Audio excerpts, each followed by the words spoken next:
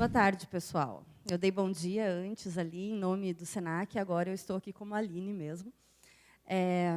Não estou muito acostumada a falar em microfone, sou professora, então dou aula assim, falando com a minha voz mesmo. Então, se eu estiver falando muito baixo, muito alto, vocês, por favor, sinalizem, tá? Então, assim, o que eu vou falar hoje é algo que não é efetivamente relativo a código e que tem a ver com CSS, HTML, JavaScript, embora eu seja muito apaixonada por isso, meus alunos que estão por aí sabem que eu estou sempre falando sobre isso, e dou aula sobre isso, mas achei que talvez fosse legal, até para o meu interesse atual mesmo, falar de uma coisa um pouco fora do que eu falo em sala de aula, assim, até para eu ter essa experiência também de vir aqui falar sobre outra coisa que não é sempre a mesma coisa que eu falo toda semana. Então, só para me apresentar um pouquinho para vocês, eu sou professora aqui na Faculdade Senac há 6 anos. Eu coordeno o curso de Sistemas para a Internet, que é uma graduação nova, que tem 1 ano. E também dou aula no curso de Análise e Desenvolvimento de Sistemas, que já é um curso que existe há 12 anos aqui. Eu sou de Passo Fundo, moro há 10 anos aqui em Porto Alegre, então vocês vão perceber que o meu sotaque ele vai alternando entre leite quente e gente, então não reparem, ou reparem, enfim, mas é o que acontece. Eu talvez seja um pouco mais velha do que os outros palestrantes, eu acho.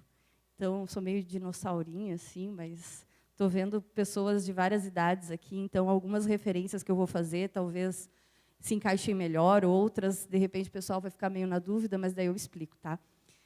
E eu trabalho com desenvolvimento web, contando com estágios, bolsas, CLTs e tudo mais, desde 2003. Eu sou graduada em Ciência da Computação. Terminei em 2006 e vim para Porto Alegre em 2007 para fazer o mestrado. E aí, ao invés de continuar efetivamente na área de Ciência da Computação, acabei optando por fazer um mestrado em Comunicação e Informação na área de Informação, Tecnologia e Práticas Sociais. Por quê? Porque eu estava achando que o lado que eu estava vendo na ciência da computação era muito exato, talvez, demais. E dentro da ciência da computação, eu não aprendi muita coisa de web, não sei como é que é o curso de computação hoje em dia, se alguém aqui faz ciência da computação, mas na época que eu fiz, eu entrei porque eu adorava já o web, e era muito fascinada, mas, na verdade, eu não tive muito conteúdo de web. Porém, eu tive vários outros conteúdos que me agregaram muito. E, dentre esses conteúdos, um dos conteúdos que eu trabalhei bastante foi Informática na Educação. E trabalhei num projeto de pesquisa.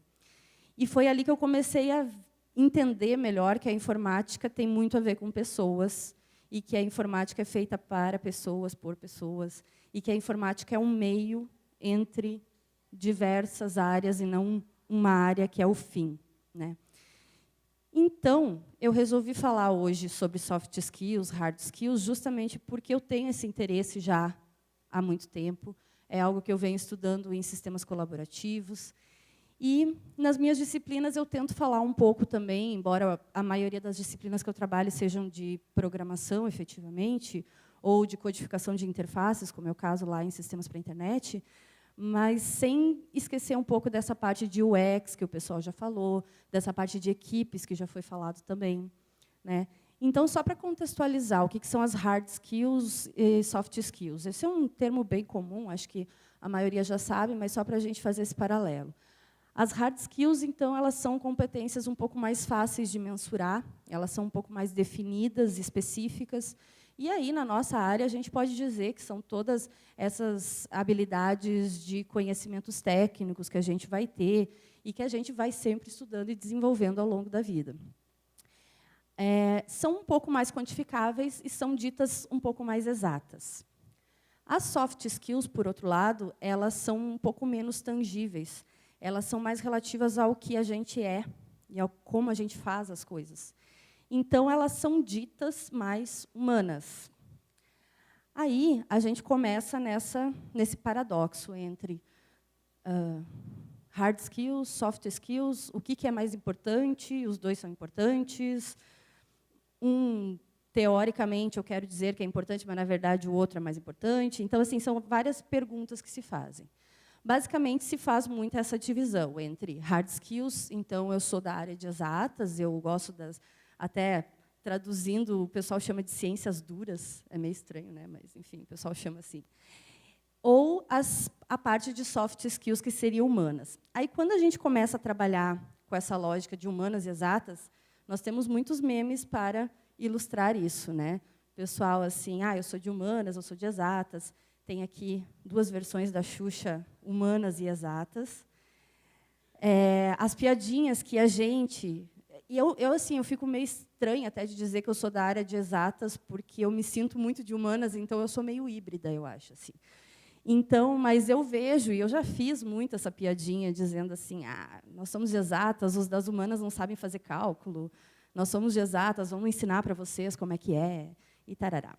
E tem esse aqui que eu acho ótimo também, que você não é nem de humanas nem de exatas, você é de ridículas. Acho ótimo, assim, para dar na cara da pessoa. Mas, enfim, basicamente, a gente não tem que escolher entre hard skills e soft skills. A ideia é que a gente una os dois. Aí parece aquele papo de automotivação, coisa mais linda, nossa. É difícil pra caramba, né? Tudo que eu vou falar aqui são coisas que eu li, estudei, vivi, mas que é uma busca eterna. Eu não estou querendo aqui dizer que, nossa, olhem para mim porque eu sou a pessoa super completa. Não, né, gente? Entendam o que eu estou querendo dizer. Basicamente, o que eu queria trazer também aqui é esses conceitos de multidisciplinaridade, interdisciplinaridade e transdisciplinaridade. Esses conceitos são importantes porque muito se fala hoje sobre equipes multidisciplinares, aí usam os 3 termos como sendo a mesma coisa, e a gente vai ver que não é efetivamente a mesma coisa, mas que os 3 têm algo muito interessante para a nossa área. A multidisciplinaridade é quando a gente trabalha com mais de uma disciplina. Tá, bem óbvio, né? Só que cada uma mantém a sua metodologia. A gente trabalha elas de forma isolada, a gente vai fazer assim uma articulação dos resultados, mas nenhuma vai modificar a outra. E também a gente estuda um tópico a partir de diversas visões diferentes, de disciplinas diferentes. Legal. Entendido? Eu estou acostumada a perguntar, entenderam?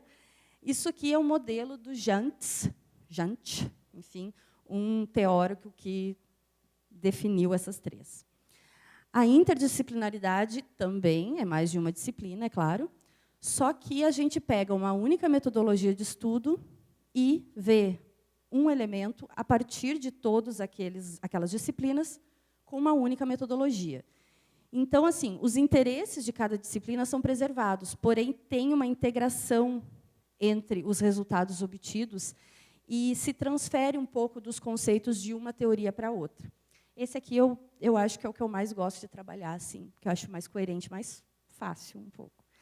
E a transdisciplinaridade, que daí é aquela vida louca, é todo mundo influencia em todo mundo, é a coisa mais assim bonitinha e mundo ideal, mas é muito difícil de trabalhar, que é a gente integrar todas as disciplinas sem fronteiras, uma faz parte da outra, busca um sentido único a partir de diversos saberes diferentes, e todos são iguais. Isso é muito difícil. A gente, na nossa área, sempre vai achar que a área que a gente está atuando, o nosso cargo, é mais importante que o dos outros. A gente teve até uns exemplos aqui dos debates que apareceram e das histórias que apareceram. Né? A palestra da Débora eu achei super boa, porque teve exatamente esse exemplo. Assim. Pode parecer um papo meio bicho-grilo, humanas, tá? Mas aí agora eu já me apresentei, já disse para vocês que eu sou meio assim, mas, basicamente, dificilmente a gente consegue trabalhar sozinho. A época do webmaster, que alguém deve ter vivido aqui, quem é mais antiguinho um pouquinho, já foi. Eu já fui o webmaster lá em, sei lá, quando eu comecei a fazer minhas pagininhas no front page. Desculpa, gente, mas né, lá por 99, 2000, isso era permitido. Era o que tinha, né? Front page. Então, eu era webmaster, eu criava o conteúdo, eu editava as fotos horrivelmente no Paint. Eu escrevia o código, como vocês devem imaginar, muito ruim, né? Porque naquela época, front page, arrastando as coisas. Mas era webmaster, eu conseguia fazer alguma coisa sozinha, porque, para os padrões daquela época, era ok. Hoje em dia, dificilmente uma pessoa vai conseguir fazer um trabalho de alta qualidade sozinha, por mais conhecimentos multidisciplinares que ela tenha. Então, ninguém está exigindo que a pessoa tenha que saber fazer tudo sozinha, né? As equipes, hoje em dia, com os métodos ágeis, elas são cada vez mais horizontais e multidisciplinares. Então, a gente tem que, na verdade, aproveitar, para falar uma palavra bonita, expertise, de cada pessoa. Mas daí vocês devem estar me olhando com essa cara já, internamente, aí, dizendo, ah, é muito didático, né, essa professora chata. Então, assim, vamos para questões mais práticas. Vamos observar o mercado. Peguei algumas... isso aqui é da internet, né, gente? Joguei no Google. Algumas, como é que fala, anúncios. Por exemplo, esse aqui, ó, especialista de TI, inglês fluente, experiência em manutenção de pisos de alvenaria, telhado, serviço hidráulico. Ok. Aí, esse outro aqui, ó, serralheiro e bombeiro hidráulico, com SQL Server. Importante isso aí, vamos frisar, né? Outra questão, conhecimento em elétrica, hidráulica e pintura predial, tá? Para trabalhar com redes de computadores. Porque tu vai derrubar tudo, tu tem que pintar depois, né? Não vai deixar o serviço mal feito. E aqui, ó, conhecimentos em utilizar, limpar e conservar e guardar ferramentas, informática básica, eletrotécnica e analista de TI. Imagina o salário. Então, assim, né, tu olha para essas coisas e fica, como assim? Eles querem, na verdade, um MacGyver para trabalhar. Alguém conhece o MacGyver? Já ouviram falar do MacGyver? Né? Quem é um pouco mais novo, talvez tenha sabido que agora vai ter essa versão nova do filme do MacGyver, 2016, que é um novinho. Já saiu? Ah, obrigada. Vou ter que ir atrás assistir. Então, assim, ó, nas minhas aulas até de projeto de desenvolvimento, que é uma outra disciplina que eu dou, eu falo um pouco sobre isso no primeiro dia de aula, falando um pouco desse perfil multi. E aí eu falo assim que eu faço uma pergunta que eu vou fazer para vocês também. Quando vocês lembram do MacGyver, quem já ouviu falar dele ou já sabe do mito MacGyver, quais são as palavras que vêm na cabeça de vocês? Que mais? Só gambiarra? Hã? Improviso. Tá. Eu gostaria de fazer justiça pelo MacGyver, porque eu acho que ele é um injustiçado durante muitos anos. Ele é sempre lembrado por ser o cara da gambiarra. Mas tem uma questão que ninguém presta atenção e que, assim, eu acho que, talvez eu esteja errada, óbvio, né? Mas assim, eu acho que eu sempre gostei do MacGyver porque eu achava muito interessante que ele com aquelas coisas bizarras que ele tinha, ele sempre acertava em geral, né? E por que será? Porque ele tinha conhecimentos diversos sobre várias coisas. Ficção, né, gente? Eu sei que várias das coisas que ele fazia não funcionam na vida real. Os Mythbusters lá já disseram que funciona ou não funciona. Então, mas pensando assim na ficção, o que ele fazia? Ele usava os conhecimentos diversos que ele tem de química, física, das coisas que dão certo, da vida, e resolvia um problema. Não era da melhor forma possível, mas era um momento de tensão ali, a coisa ia explodir, ele salvava o mundo. Agora, o que eu acho que ele foi sempre muito injustiçado é que as pessoas achavam que era uma gambiarra e não levavam em consideração a quantidade de conhecimentos que ele tinha para resolver aquilo. Aí eu quero que fique bem claro, inclusive para os meus alunos lá, que vão usar isso contra mim depois. Eu não estou dizendo que a gambiarra é aceita em programação, tá? Eu estou dizendo para a gente só analisar o ponto de vista de que ele usava vários conhecimentos diferentes, de áreas diferentes, para resolver um problema. É essa a questão. Aí tem umas outras coisas que aparecem. Por exemplo, esse aqui, ó. A pessoa precisa ter boa escrita, ser paciente, saber lidar com o público. Tá, dependendo da situação, ele é um analista, só que tem que saber fazer café. Isso é importante. Isso, se eu tiver uma empresa, vai ser pré-requisito também. Desejável superior completo em psicologia para analista de suporte sênior. Vejam só. Porque, para lidar com o usuário, né, gente, quem já atendeu o usuário sabe. E outra coisa, requisito, ser foda. Isso aqui é uma sofrência, gente, porque, assim, meu Deus, o cara tem que ter superior completo em psicologia e ser da TI, é muito louco.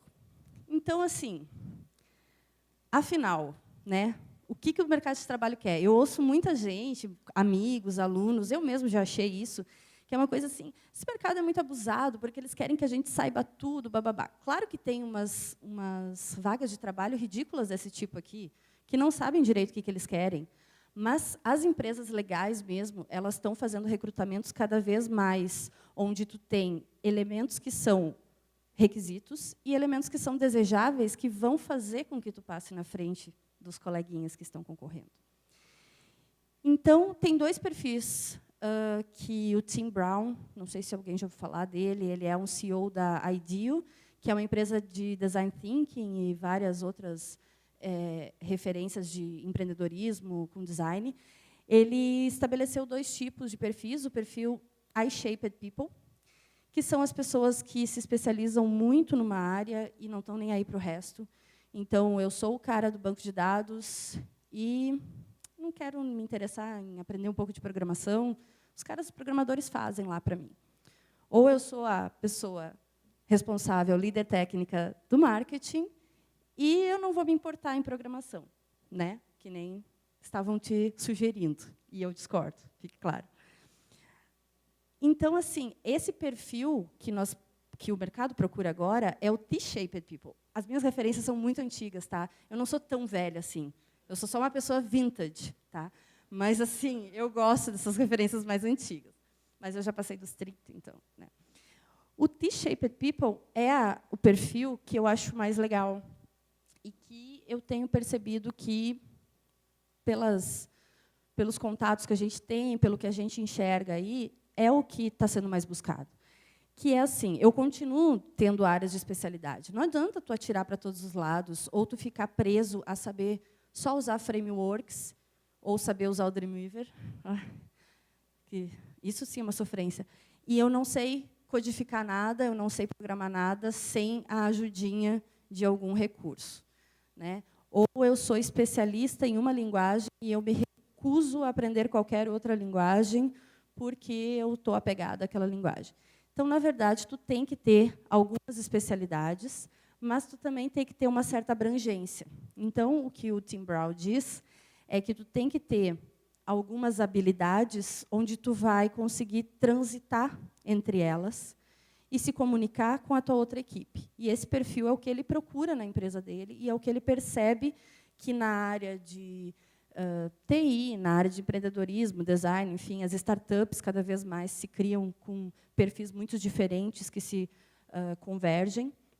Então, a ideia é ter uma profundidade de conhecimentos, mas também uma abrangência. Tem essa pesquisa que foi feita pela Career Builder, com mais de 2.000 contratantes e profissionais de RH. Ela é de 2014 e acredito que os números talvez tenham até subido de lá para cá.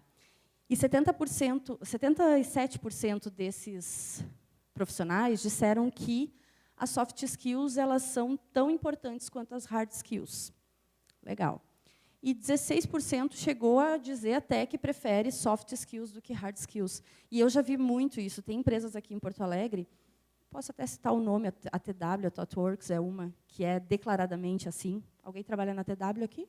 Não? É uma empresa que é, talvez, a que eu acho que mais leva isso muito ao pé da letra, é que eles levam em consideração muito mais o que a pessoa é, do que efetivamente o que ela sabe, sim o que ela está disposta a aprender, né? Claro que ela tem que ter uma base, né? E o meu Google pedindo para logar aqui em cima, fecha. E aí, basicamente, as coisas que apareceram nessa pesquisa são esses elementos aqui.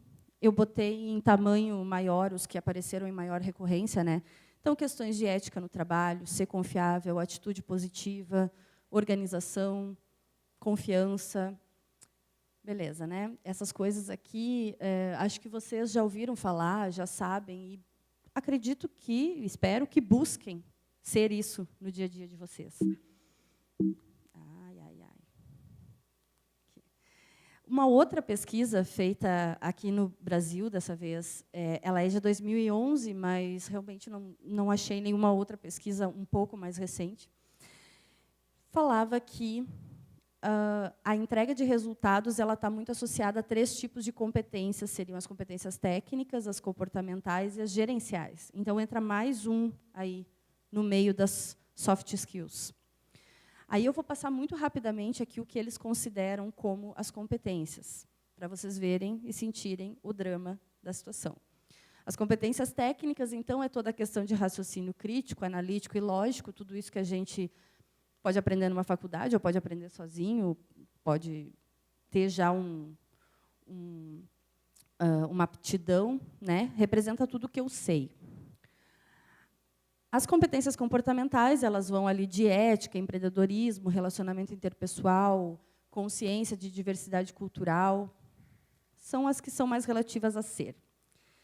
E as competências gerenciais são todas essas aqui, que levam em consideração trabalhar em equipe, gerenciamento de entrega, tomada de decisão, que são mais relativas ao saber fazer. Então, basicamente, a gente precisa saber, a gente precisa ser e a gente precisa saber fazer, porque os resultados estão atrelados a isso. Aí eu pergunto para vocês, quem é que consegue ser tudo isso? Talvez Chuck Norris consiga, não sei, outra referência das antigas, mas é muito difícil. Então, basicamente, às vezes as pessoas ficam, isso aí é tudo essas coisas motivacionais do RH, o pessoal de RH se importa com isso, o gestor de TI não vai querer saber, o gestor de TI quer resultado técnico, quer commits, quer integração contínua, quer várias coisas. Mas, basicamente, isso tem tudo a ver, porque o nosso cenário atual é diferente do que era há 10 anos atrás, do que era 20 anos atrás, pelo que eu ouvi falar também. Então, assim, hoje as equipes são multi, inter ou transdisciplinares, depende muito do ambiente no qual está. Então, tem equipes que, na verdade, elas atuam separadas, a equipe de marketing, com design, com UX, com programação, com análise, mas todas elas estão aplicando num mesmo projeto. Ou então, tem outras equipes que tu vai trabalhar integrado. Tu vai trabalhar assim, no mesmo ponto de vista e uma metodologia mexe na outra. Ali eu vou trabalhar com métodos ágeis e vou trabalhar com a experiência do usuário, uma coisa influenciando na outra. E o transdisciplinar é aquele que é a cultura inteira da organização influencia no que está fazendo. Então, as equipes elas são muito diversas. Talvez vocês estejam até identificando, nos lugares onde vocês trabalham, o tipo de disciplinaridade que acontece. Os métodos ágeis, que são extremamente usados hoje, eles têm relação direta com a questão de soft skills, porque grande parte dos elementos que conduzem os métodos ágeis tem a ver com soft skills, transparência, integração, colaboração, hierarquia muito mais horizontal do que verticalizada. Os papéis do Scrum, por exemplo, falando de Scrum especificamente, tem muito disso. As práticas e princípios do XP têm tudo a ver com isso, né? Então, ficar muito nessa de nós somos exatas, somos técnicas, somos técnicos, quando, na verdade, os nossos processos são cada vez mais humanos e soft skills, é ir contra a corrente, né? Tu vai até achar lugar para trabalhar, porque ainda tem um monte de empresa que atua... Quanto? 20? Tá bom. Que atua daquele jeito mais antigo. Mas a tendência é que, cada vez mais, a gente ande numa estrutura mais horizontal. Programação em pares, por exemplo. Eu vou juntar lá uma pessoa que está chegando, que é nível júnior, com um cara que é pleno, e os dois vão trabalhar juntos, porque eles têm o que trocar. O cara que é mais júnior, ele vai fazer perguntas que vão fazer com que o cara que é pleno, muitas vezes, tenha que pensar como explicar aquilo de uma forma didática. E, assim, ele melhora as habilidades de comunicação dele, melhora o raciocínio dele, pensar até como que eu vou explicar determinada coisa aqui para o cara que não tem uma base. O que acontece também é que o júnior, obviamente, vai absorver muito conteúdo técnico, mas também vai saber fazer as perguntas, vai saber se comunicar. Então, eu acho a técnica de programação em pares muito legal. Eu acho que ela é até pouco usada ainda. Nas aulas a gente tenta fazer assim, mas é tudo uma simulação, né, em aula, assim, sala de aula. Então, eu acho que programação em pares é muito legal para melhorar essas soft skills.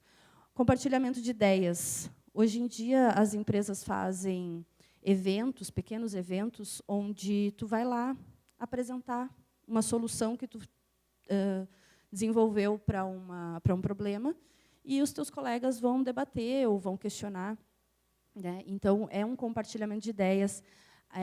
Todo mundo é muito incentivado a publicar, a palestrar, a colaborar, seja no Stack Overflow ou qualquer outro lugar do gênero, né? Processos de integração contínua, onde eu tenho que saber que o que eu fiz pode impactar no que o outro está fazendo. Eu não estou trabalhando sozinho. E eu tenho que saber, então, que, ao contrário do que foi dito antes por alguém aí, pessoas que não sabem direito sobre o que eu estou fazendo não vão mexer no meu código. Isso não existe mais, gente. No meu código, o meu código não é meu, na verdade. O código é do projeto que eu estou fazendo, né? Toda a comunidade de open source, tem alguém aqui do open source, enfim, sabe que é assim, né? Eu acho que todo mundo aqui deve ser do open source, enfim, mas nunca sabe. E a questão do empreendedorismo e das startups, onde as pessoas não ficam mais esperando também, não estou me encaixando nessas empresas, eu vou criar a minha própria empresa, vou criar o meu empreendimento, a minha ideia. Então, esse cenário atual, ele leva para algumas skills, e aí aqui eu vou falar de algumas coisas que eu tenho lido e que tenho achado interessante da gente prestar atenção. Uma delas é a comunicação. E a comunicação é em vários níveis, tanto uma comunicação com o meu gestor, onde eu tenho que dar feedbacks constantes, porque nessas metodologias o gestor não vai ficar no teu pé o tempo todo te dizendo o que tu tem que fazer. Vocês têm que ter uma relação de troca. A questão dos colegas, tu vai parear, tu vai trabalhar com um colega, então tu tem que ter uma boa relação. E acho que alguém até comentou antes, em alguma palestra, a questão de que, às vezes, tu não vai muito com a cara da pessoa que trabalha contigo. Acontece, né? As personalidades não se dão muito bem, mas tu vai ter que trabalhar com o cara, e é isso aí, né? Não tem muito o que fazer. E com os clientes, que talvez seja o mais difícil de comunicar, porque tem toda aquela questão de traduzir a linguagem que a gente usa no nosso dia a dia de trabalho para um cliente que não é da área e que precisa saber. E os grandes problemas dos analistas de sistemas e dos processos de levantamento de requisitos, muitas vezes, são entender o que o cliente quer fazer, o cliente entender o que seria a melhor alternativa. Então, isso implica em paciência, é difícil. Quem conhece, sabe que eu não tenho tanta paciência assim, que é uma coisa a se trabalhar, mas que é necessário. Outra questão importante é resolver problemas. E aí não é fazer que nem o MacGyver e fazer um monte de gambiarra, mas é usar os teus conhecimentos diversos. E se tu não sabe, tu vai atrás de uma pessoa que tu acha que sabe, e tu conversa com ela, e tu vai tentar usar esses conhecimentos para resolver problemas. Basicamente, tu vai estar com um problema enorme, tu vai particionar ele em pedaços e vai tentar resolver ele como um todo. É o que a gente faz, né, com métodos ágeis em geral. Saber ouvir, saber escutar e responder, e de uma forma rápida, sabendo que tudo que eu fizer num projeto, seja de código ou seja de ações, pode impactar outras pessoas e outros códigos. Empatia. Muito difícil e muito necessário no mundo de hoje, vendo tudo o que está acontecendo aí, né, política, social e tudo mais, que tem muito a ver com UX, que o pessoal já falou aqui muito bem, que é entender o perfil do usuário, que é entender o que o cliente quer, trabalhar com os problemas que o usuário se depara e entender, se colocar no lugar dele, né? Então, toda aquela história de fazer personas não é à toa. Tu está tentando projetar, tu está tentando sair do teu lado programador ou UX designer, enfim, e se projetar no perfil daquela pessoa que vai usar o sistema. Equipe, né? Já falei antes, a questão de você também orientar, ensinar, compartilhar experiências, fazer uma gestão boa do tempo, porque eu acho muito engraçado, eu já usei isso muito. Hoje em dia eu fico com um pouco de vergonha de dizer que não tive tempo de fazer alguma coisa. Eu acho que foi o Mário Sérgio Cortella que falou, que questão de tempo, na verdade, em geral, é porque a gente fez uma má gestão do tempo, que a gente tem tempo para fazer as coisas, né? Então, tem que fazer uma gestão boa, principalmente quando se trata de trabalho. Automotivação. Hoje, as empresas estão muito ligadas em proporcionar coisas legais para as pessoas trabalharem. Teve alguém de manhã também que mostrou os escritórios super divertidos e legais, acho que era do trabalho remoto ali do Beto. E as empresas estão preocupadas que a gente se sinta bem, mas ninguém vai te pegar pela mãozinha e dizer assim, você tem que estar motivado, você tem que gostar. Tu tem que ter essa proatividade, essa vontade de estar fazendo as coisas. E isso envolve correr alguns riscos também. Ser proativo. E proativo no bom sentido, tá, gente? Porque tem umas pessoas, às vezes, que querem ser proativas demais e se passam. Então, esse nível é interessante. E a gente não vai fazer só coisas legais do nosso dia a dia. Tem coisas chatas que a gente vai ter que fazer, mas que é para o propósito final. Outra questão é ter paixão, ter curiosidade de fazer as coisas, não ficar só no que foi dado para te fazer, ou no feijão com arroz, explorar, investigar, né? Porque as oportunidades, muitas vezes, aparecem dessa vontade que tu tem, dessa coisa de tu enxergar as coisas que acontecem. Às vezes, a oportunidade passa e tu nem enxerga. Aprendizagem, e aqui eu sou bem suspeita para falar, né? Que eu sou professora, mas eu acho bem interessante sempre buscar estudar. E não precisa ser um estudo formal, numa faculdade, como temos aqui, pós-graduação e tudo mais. Acho muito interessante porque tu sistematiza melhor algumas coisas, tu tem um contato com outras pessoas que, às vezes, até é mais rico do que uma disciplina especificamente. Às vezes, a disciplina em si vai ensinar umas coisas que tu já viu no teu dia a dia. Vamos dizer lá, ó, desenvolvimento de interfaces web, que é a disciplina que eu dou no primeiro semestre de Sistemas para a Internet. É HTML5, CSS3, JavaScript. Várias das pessoas que chegam aqui já sabem HTML5, CSS3 e JavaScript. Porém, de repente, eu vou falar de algum ponto específico lá, seletores complexos. Eu sabia que existia seletores complexos, mas eu nunca usei, porque eu achei que era bobagem, essas coisas novas e tal. O cara já programa há séculos, já usa bastante, já codifica e tal, mas não usava. Então, assim, sempre vai acrescentar alguma coisa. E, se não for isso, vai ser uma questão de tu sistematizar os conhecimentos na tua cabeça. Mas também, quem optar por estudar de formas informais, digamos assim, tem muito recurso. Hoje em dia, eu falei para a minha turma lá, eu aprendi HTML4 com tabelas e tudo mais, numa revistinha que eu comprei na banca, lá em Passo Fundo, porque no interior era assim. Na época que eu comecei a estudar isso, não tinha o Google, tinha o KD. E aí, se alguém lembra do KD, vai lembrar que era uma tristeza. Então, hoje a gente tem Stack Overflow, Google, qualquer coisa, eventos, né? Informação não é mais um problema, né? Às vezes a preguiça é maior que o problema da informação. Reputação é importante, porque tu vai ganhando referências, né? Tu vai se tornando uma referência, tu vai se inspirando em algumas referências. É importante também que essas reputações não sejam só porque tu é um baita de um cara que programa em várias linguagens e tu sabe muito de React ou não sei o quê. Mas que tu seja assim, aquele cara, eu sei que se eu entrar em contato com ele, eu vou ter uma resposta legal e ele não vai achar, tá? Ele não vai achar que é uma pergunta idiota, porque eu estou iniciando. Não sei se vocês já entraram em algum fórum de... Já devem, obviamente, né? Mas, sei lá, aqueles grupos de Facebook, por exemplo, eu estou um que é Front-End Brasil, acho que é. Às vezes chega um cara lá e faz realmente uma pergunta muito bobinha, assim, que, sei lá, o cara está fazendo errado. E aí, se tu for analisar as respostas, dá vontade de, tipo, se eu fosse a moderadora do grupo, eu expulsava todo mundo que foi grosso com o cara. Porque, assim, tu não está com paciência de ajudar o cara, então fecha e vai embora. Sabe? Não fica enchendo o saco. Não fica humilhando o cara. E, assim, o que a Milene, eu acho, falou ali também, da questão, quando é uma menina, então, que entra, uma mulher que entra nesses fóruns e faz uma pergunta, ou os caras não acreditam que foi ela que fez aquele código quando está legal, ou eles ficam levando para o outro lado.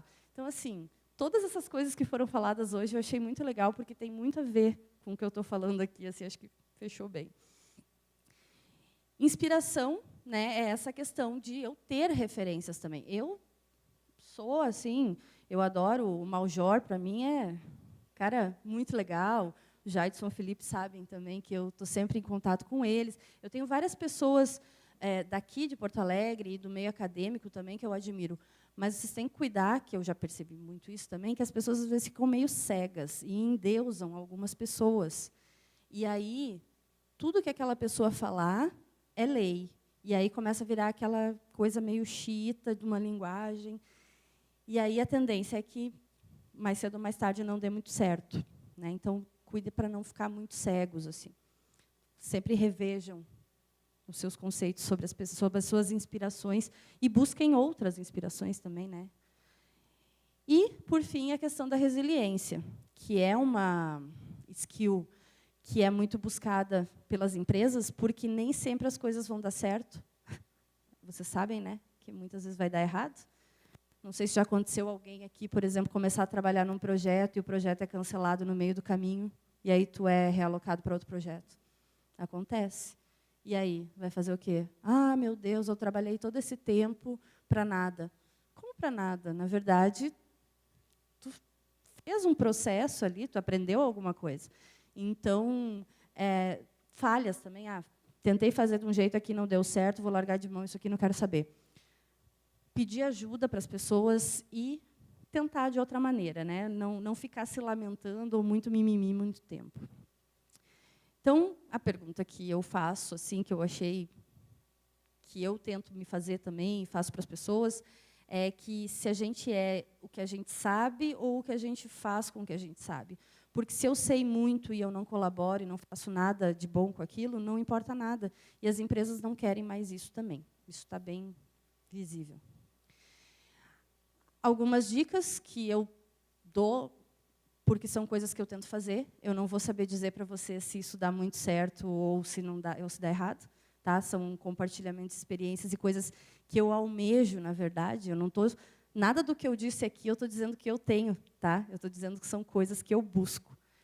Então, leituras diversas, não só da nossa área técnica. Leiam sobre marketing, sobre UX, sobre a área acadêmica também, sei lá, ler sobre algumas teorias da computação, coisas assim. Da onde será que surgiu esse algoritmo de ordenação? Eu sei que é meio nerd isso, mas tipo, vai na raiz das coisas. É que nem aqueles programadores de jQuery, eu não aguento isso, eu já falei 600 vezes em aula. Se tu não sabe JavaScript e sabe só jQuery, legal, tu vai trabalhar só em projetos que precisem usar jQuery, e se um dia refatorarem aquilo, tu vai embora. Então, tem que cuidar para não ficar bitolado. Eventos, que é o que vocês já estão fazendo aqui, e vários, aqui eu já vejo em vários eventos, então, né, a gente acaba fazendo um networking assim de conversas no coffee break, troca de cartões, pessoa que está do teu lado faz um comentário durante uma palestra e daí de repente tu começa a conversar com ela e quando vê, ela te chama para trabalhar na empresa dela porque tem uma vaga aberta. Isso pode acontecer, né? Estudo formal, e aí fica a dica, a faculdade de Senac, né? Já fiz o merchan. E estudos informais também, que a gente vai ter que estudar para o resto da vida mesmo. Trabalho voluntário é muito legal. Como é que era o nome da palestrante? Tu mesmo. Ela. Teu nome, desculpa. É? Foi tu que palestrou antes? Então, tá. A Mariana falou que ela era do Technovation, né? Do Technovation Challenge, era isso que eu queria falar. O Technovation é um projeto voluntário, mundial, que qualquer pessoa pode participar, ensinando meninas sobre empreendedorismo e programação. E é uma experiência muito legal. Na verdade, tu não vai ganhar grandes prêmios ou dinheiro ou qualquer coisa do gênero, mas a experiência é muito interessante. Então, e meninos podem participar também, tá? Como mentores. Não é só para meninas. As meninas são as aprendizes, mas os meninos podem participar como mentores também. Dúvidas, vocês falem lá, então, com a Mariana. E projetos paralelos, ter os projetos paralelos não só na nossa área, mas em áreas diferentes que podem agregar. Projetos colaborativos e as pessoas inspiradoras. Sugiro também, para quem gosta de ler, esses 3 livros são bem legais. Eles não são livros técnicos, né, como vocês podem ver. Um é sobre soft skills mesmo, especificamente para desenvolvedores de software. E aí aqui vai falar muito de time e tudo mais. E esses outros 2, eles são relativos a mais uma questão assim sobre futurologia, digamos assim, tá? Que fala também bastante da questão de como as soft skills estão levando o mundo adiante em várias áreas, inclusive em TI. Tá? E, por fim, eu queria deixar esta mensagem muito edificante e bonita, já que a minha palestra foi toda humanas, que é um painel que tem lá na Intel, no Museu da Intel, lá na Califórnia. Eu fui em 2013 numa viagem lá para alguns lugares do Vale do Silício, e daí algumas das coisas que eu falei aqui, inclusive, eu vi lá. E eu achei esse painel super legal, ele ficou um tempão como papel de parede do meu computador, porque eu acho que o Robert Noyce foi, então, o fundador da Intel. Acho que vocês já sabem da história da Intel e de como ela foi importante para a nossa área, né? E ainda é. E ele fala isso, não seja encoberto pela história, saia, faça algo que seja maravilhoso. E, para a gente fazer algo que seja maravilhoso, a gente precisa saber, precisa ser e precisa saber fazer. E muito obrigada.